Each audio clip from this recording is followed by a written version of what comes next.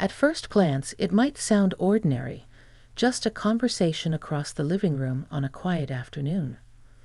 But when Richard, my husband's brother, spoke with such raw honesty, it was like the walls around my heart cracked open. I wasn't prepared for the weight of his words, the sincerity in his eyes, or the way it made me question everything I thought I knew about trust, family, and myself. Sometimes the truth doesn't break you. It rearranges you, piece by piece, until you're someone new. Before I dive in, tell me, where are you watching this from? Which city, which place are you tuning in from right now? I love knowing the little corners of the world this story will reach. It makes me feel like we're sitting together, just talking, like friends across the table. My name is Susan. I'm 51 years old, and I've been married to Michael for nearly 3 decades. My life was steady, predictable, and maybe even a little too quiet. Our children had grown up and moved away, leaving me and Michael in a house that felt too big, too silent. And then there was Richard, Michael's younger brother. He was always around in small ways, never intrusive, just present. He'd show up at Sunday dinners, bring over tools when something broke, or simply sit on the porch with us when the summer nights stretched on. Richard had a kind of warmth about him, but it was wrapped in shadows. He carried the weight of his own life, losses, regrets, the things people don't always say out loud. I noticed that in him, maybe because I felt some of those shadows in myself. Life has a way of piling silence on top of silence until you can hardly hear your own thoughts. And Richard, well, he seemed to know how to break through silence without even trying. It was one late afternoon in early fall when it all began to shift. The air smelled like wood smoke from a neighbor's chimney, and the golden light streamed across my kitchen table. Michael had gone on a short business trip, nothing unusual, and Richard had come over to help fix a leaky pipe in the downstairs bathroom. I remember hearing the clink of his tools, steady and rhythmic, and the occasional sigh when something didn't fit just right. I offered him coffee, which he accepted with that quiet nod of his. When he finally sat down, his hands were rough and damp from the work, and he cradled the mug like it was something more than just coffee, like it was a small comfort. For a while, we just sat in silence, sipping, letting the tick of the clock fill the air. Then, out of nowhere, he said, "Susan, do you ever feel like honesty costs too much?"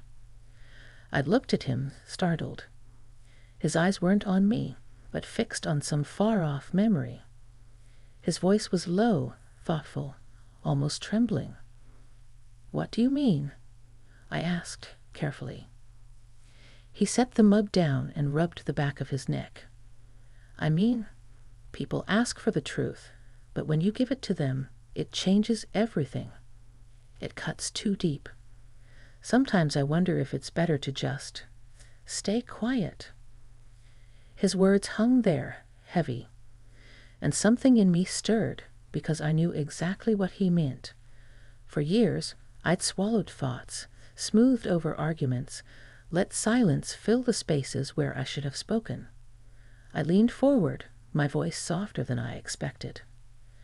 But silence changes things too, doesn't it? It eats away at you. That was when he finally looked at me, really looked. His gaze was steady, unflinching, and for a moment I forgot to breathe. There was no pretense in his eyes, no polite mask, just honesty, raw and unsettling. And then he told me something I wasn't prepared to hear.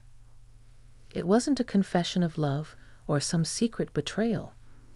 It was his truth, stripped bare. He spoke about mistakes he had made years ago, things he had hidden from his family, including Michael, choices that still haunted him. He admitted how alone he often felt, how he feared he would always be the shadow beside his brother, never quite his own man. His words cracked something in me, not because of the details, but because of the courage it took to speak them. I remember my hands trembling slightly on the mug, the warmth seeping into my skin while his words seeped into my heart. I wanted to reach across the table, to ease that weight from him, but I stayed still. All I could do was listen, and in listening I felt something unexpected bloom inside me, respect, tenderness, and a connection I hadn't known was possible. The room seemed smaller and more intimate, as though the walls themselves leaned in to catch his honesty. Outside, the world carried on, cars passing, leaves rustling. But inside, it was just us, suspended in a moment that felt larger than time. When he finally stopped speaking, his voice hoarse from the effort, I whispered, "Thank you for trusting me with that." My words came out shaky, but sincere. He gave me a faint smile, almost a relief, and nodded. I didn't know who else to tell. In that instant, something shifted between us. It wasn't about romance or betrayal. It was about truth, about two people daring to be vulnerable in a world that often demands silence. And though I knew it would complicate things, I also knew I couldn't pretend that moment hadn't happened. It had, and it changed me. As the sun dipped lower, casting long shadows across the table, I realized his honesty had shaken me not because of what he revealed, but because it reminded me of my own silence, of all the truths I had tucked away over the years, waiting for the right moment that never seemed to come. Richard had given me a gift I hadn't expected, permission to feel, to speak, to be honest too. And that was only the beginning. The night after Richard spoke his truth, the house felt like it had been rearranged while I wasn't looking. The furniture was the same, the kitchen still smelled faintly of coffee and lemon cleaner, but the air carried that charged quiet you feel after a thunderclap, the kind that leaves your chest buzzing. I washed the two mugs slowly, rinsing the brown rings from their rims, watching the foam drift over porcelain like low lake fog. From the window above the sink, the maple trees out back swayed against a sky the color of pewter. I could hear Richard outside on the porch, checking that he turned off the water line to the downstairs bathroom. He moved with the solid certainty of a man who made a living with his hands. No fuss, no wasted motion. Yet something about him seemed lighter than it had that morning. He'd put down a piece of the load he'd been carrying. Somehow, without realizing it, a piece of mine had loosened too. When I joined him, the porch boards gave a soft complaint under my feet. He stood by the railing with his jacket unzipped, fingers tucked in the pockets like he needed to keep them from reaching for the past. Streetlights clicked on down the block in a staggered chain, one warm halo after another, while a neighbor's radio murmured ball scores through an open window. "Pipe steady for now," he said, glancing over his shoulder. "I'll come by in the morning to replace it proper. Didn't want to keep you up banging around with copper and flux." "You can keep me up," I said, then felt the heat rise in my face. "I mean, noise. The noise can keep me up. Not you, obviously." He smiled, small and unshowy, the way a man smiles when he forgives you for being human. "I knew what you meant," he said, and then he didn't let me bury myself in embarrassment. He pointed at the clouds sliding in from the west. "Rain coming. You can smell it if you breathe slow." I did. He was right. That damp metal scent that rides the wind just before the first drop falls. The world held its breath. "Can I ask you something?" I said finally, my voice softer than the night. "Shoot." When you're honest like that, when you pull something out that's been stuck inside for years, do you feel worse at first? Or better? He leaned his elbows on the railing. "Both. Like setting a broken bone. It hurts, and then you remember what standing straight feels like." I nodded, the words dropping neatly into a place I didn't know I'd been saving for them. For so long I'd been the keeper of calm in our family, the peacemaker, the hostess, the one who could set a table and a tone no matter who was coming through the door. I had grown skilled at smoothing surfaces. But last night had shown me the price of always being lacquer. Nothing truly seeps in, and nothing truly breathes. Would you? I hesitated, surprised by what I was about to ask. Would you drive with me for a bit? There's a stretch of road by the reservoir where the lights look like they float on water. I think better when the world is moving past me. Now? He said, looking out at the dark that had thickened around us. Now, I said, if you're up for it. He held my gaze a second, measuring the edges of the moment, then nodded. Let me grab my keys. We didn't announce anything to anyone. No note, no explanation. I took my old green cardigan from the hook, and he took the truck, the bench seat worn into a comfortable cradle by years of early mornings and late returns. The heater coughed, then warmed our knees. On the dash, an old street Christopher metal swung gently against a coil of electrical tape, tapping out a tiny silver metronome. We drove in the kind of silence that isn't empty. Mailboxes flicked past like steady punctuation, the streets of our neighborhood giving way to a 2-lane stretch lined with pines. The rain arrived as promised, first a scatter of nervous drops on the windshield, then a drumline. Wipers swept in shore arcs. The road lifted and fell under us, and for a while it felt like being rocked in a pair of big quiet hands. I didn't tell you everything, I said once the reservoir came into view. Black water holding a nervous mirror of the sky. Or maybe I didn't tell myself. Michael and I are fine. We're steady. But somewhere along the way I got so good at being fine that I misplaced the part of me that speaks up. I think I've been keeping the peace by keeping quiet. That's a hard habit to break, he said. Silence pays you in compliments. People call you strong, easygoing. Meanwhile, it's charging interest on your soul. I laughed, surprised by the sound of it in the cab. You talk like a man who's argued with silence before. Since I was a kid. Didn't want to be the second sun making noise while the first one shined. He cut his eyes at me, not self-pitying, just stating weather facts. Michael earned his shine. He's a good man. But it can be easy to measure yourself by someone else's yardstick and call it honest. We pulled into the small gravel turnout by the boat ramp. Rain softened the edges of everything. The chain-link fence, the orange life ring hanging on its post, the no swimming sign that the county had replaced 3 times in as many summers. The reservoir carried the town's lights like small, patient lanterns.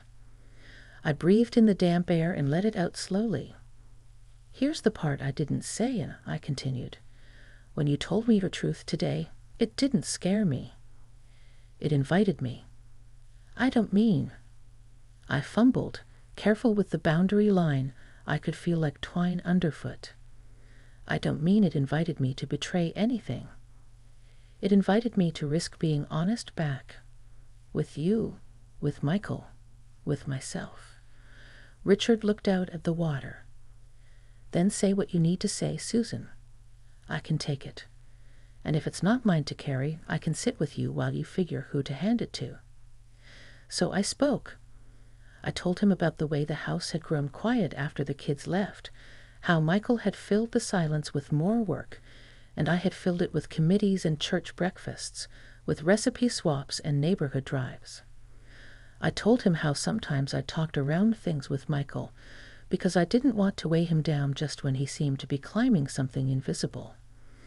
I told him about a fight we'd had the winter before last that I still carried in a pocket I rarely turned out, the night I'd asked Michael if he still saw me, not just the meals I made and the appointments I kept. And he'd said, "Of course," in a tone that ended the conversation instead of deepening it. I told him how my shoulders had learned to hold a sigh without letting it out. Richard didn't fix it. He didn't offer me a joke or a tool. He listened like he'd been taught by loss how to leave quiet space where someone else's truth could expand. When I finished, the wipers paused in the center of the windshield like they were considering a reply. "I think," he said finally, "you might be giving Michael exactly what he thinks you want. No ripples. He's running his race, and he believes the best gift he can give you is a smooth lane to stand in and clap from." "I don't want a lane," I said before I could soften it. "I want company." "Then you gotta ring the bell, Suze." He said it tenderly, using a nickname he'd never used before and might never use again. "You gotta say it out loud. For real. Men our age." He stopped, corrected himself with a wry smile. "Men Mike's age and mine. We don't always hear the quiet half of a sentence. We're trained for pressure, for problems. Sometimes you have to put the truth on the table like a blueprint and tap it with your finger." "Will you be there when I do?" I said. Not to gang up on him, just so I don't back away from it at the last second. "If you want me there, I'm there," he said. "But it ought to be the two of you who build the bridge. I'll hold the ladder." We sat with that. The rain dialed itself down to a whisper. A pair of headlights slid across the far bank and then were gone. Somewhere in the dark, a frog performed its small, steady work of calling out and being answered. When we headed back, I felt different in the seat beside him. Not lighter, exactly, more rearranged, the way a room feels after you've pulled the couch away from the wall and discovered space where there was only dust before. He pulled into my driveway and cut the engine. For a moment, neither of us moved. Then he turned to me with a seriousness that put both our feet flat on the ground. "We're family," he said. "Whatever else today has been, we keep it honest, and we keep it clean. No secrets that make more secrets. That okay with you?" "Yes," I said, grateful that he named it. "That's exactly what I want." He nodded like we'd shaken hands on a contract, then gave me that small, unshowy smile again. "I'll be back at 9 to swap the pipe," he said, already half out of the truck. "Get some sleep, Susan. You're gonna need your voice tomorrow." I didn't sleep much, but I did rest in the decision. I would speak to Michael that night when he got home. No preamble. No apology for having a heart. I made coffee in the morning and eggs at noon, and a pot roast that made the house smell like Sundays when the kids were small. I set 3 plates at the table without thinking, then replaced one with a plastic container for Richard to take with him, and I caught myself smiling. He worked with the quiet focus of someone who understood that mending a thing right is its own kind of prayer. Copper sang under his torch. When he was done, he left the basement cleaner than he found it. Close to 7, the garage door rumbled and the automatic light threw Michael's shadow long across the entry hall. He looked tired in the way men look tired after being respectable for too many days in a row, tie tucked in his pocket, jaw set like a gate. He kissed my cheek, breathed in the roast the way a child breathes in a promise, and rested his hand on my shoulder a second longer than he usually does.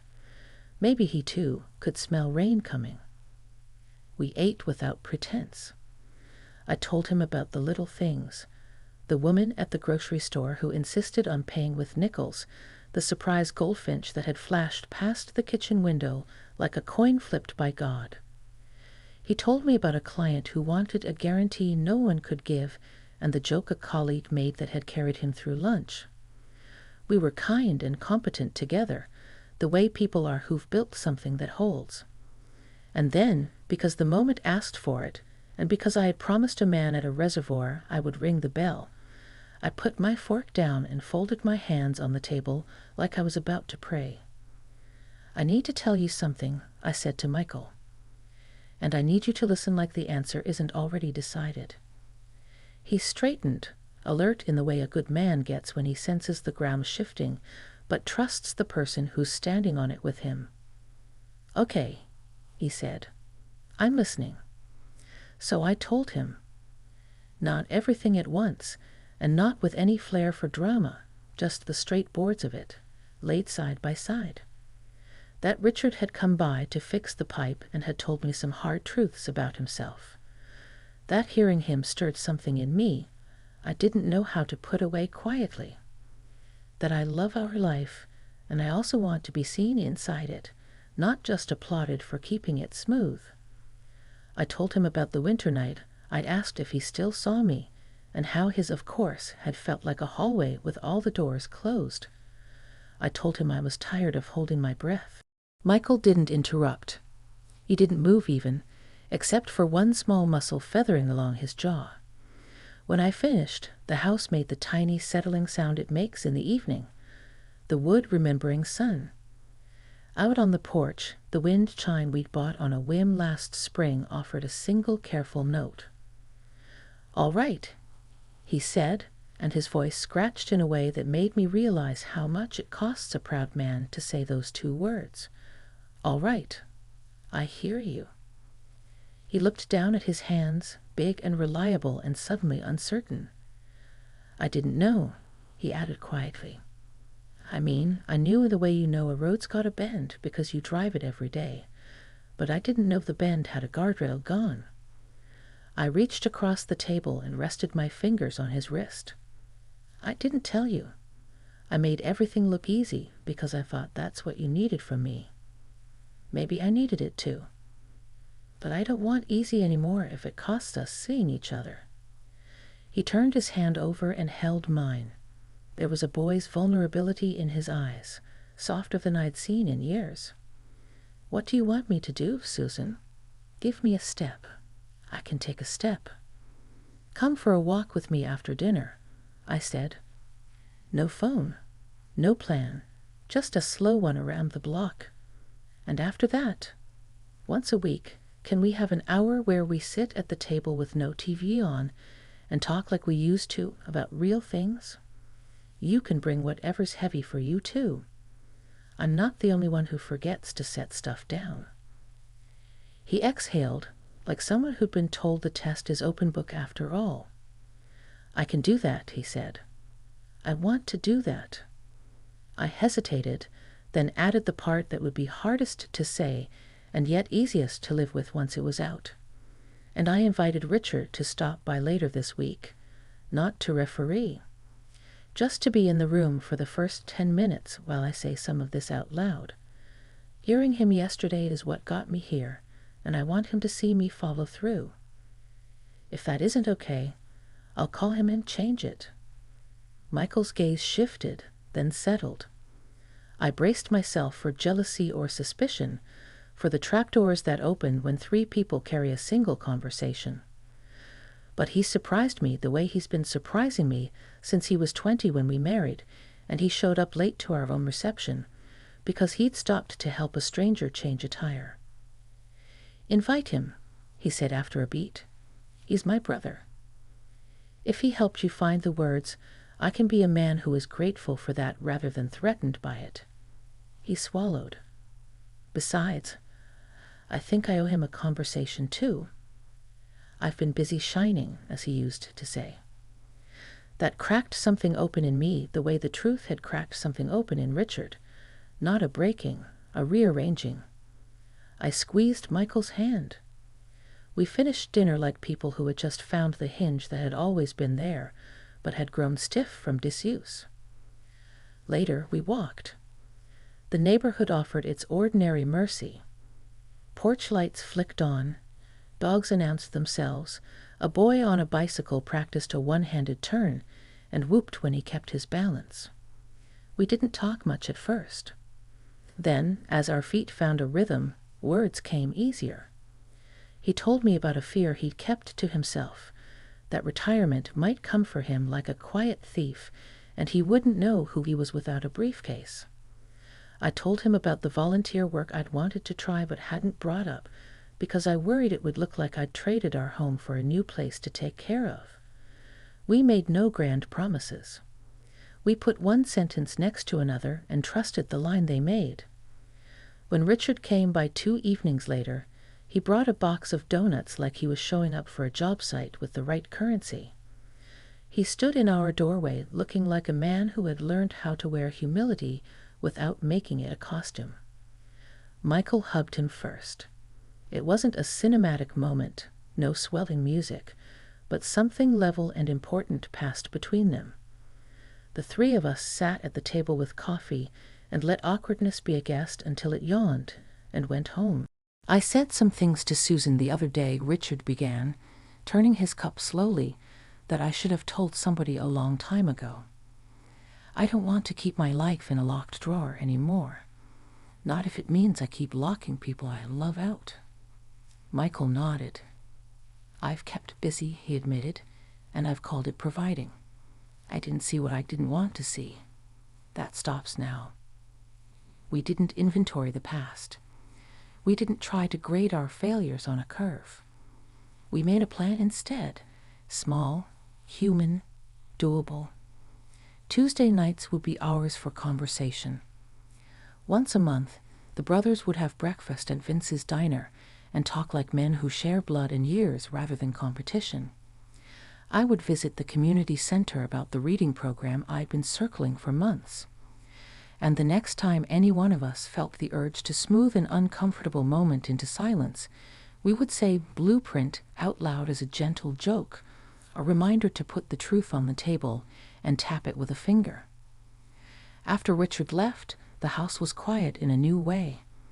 Not the loneliness of a place where words had settled like dust, but the calm of a room that had just been swept. Michael and I stood in the kitchen rinsing cups.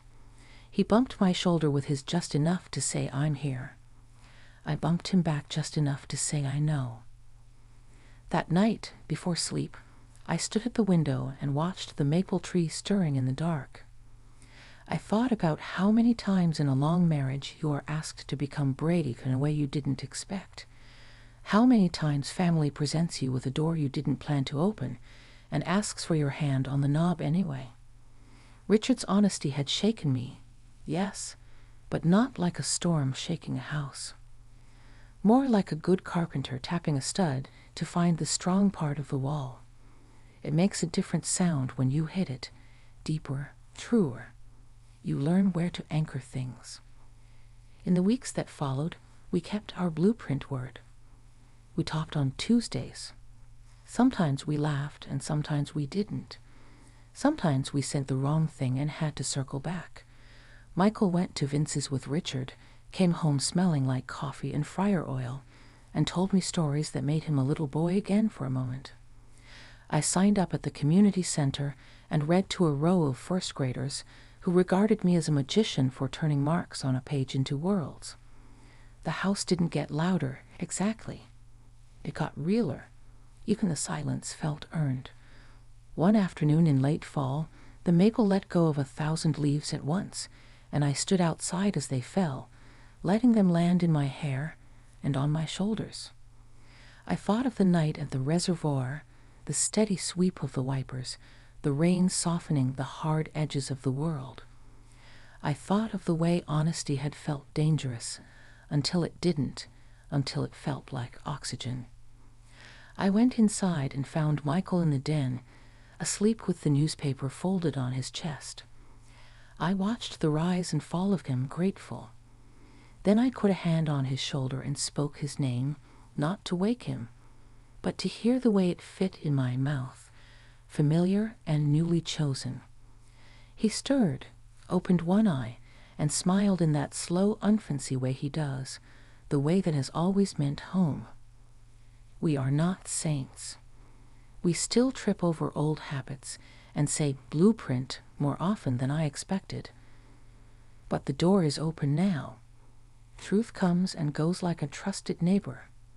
And Richard, who used to linger on the edge of every room, walks in and sits down at the table like a man who knows he's allowed.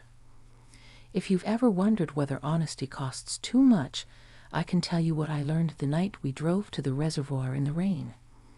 The bill always comes due, but you're stronger than you think, and the light on the water is worth the drive. Sometimes the deepest act of love is letting your voice be heard and trusting the people you love to answer. Sometimes what shakes you is exactly what lets you stand.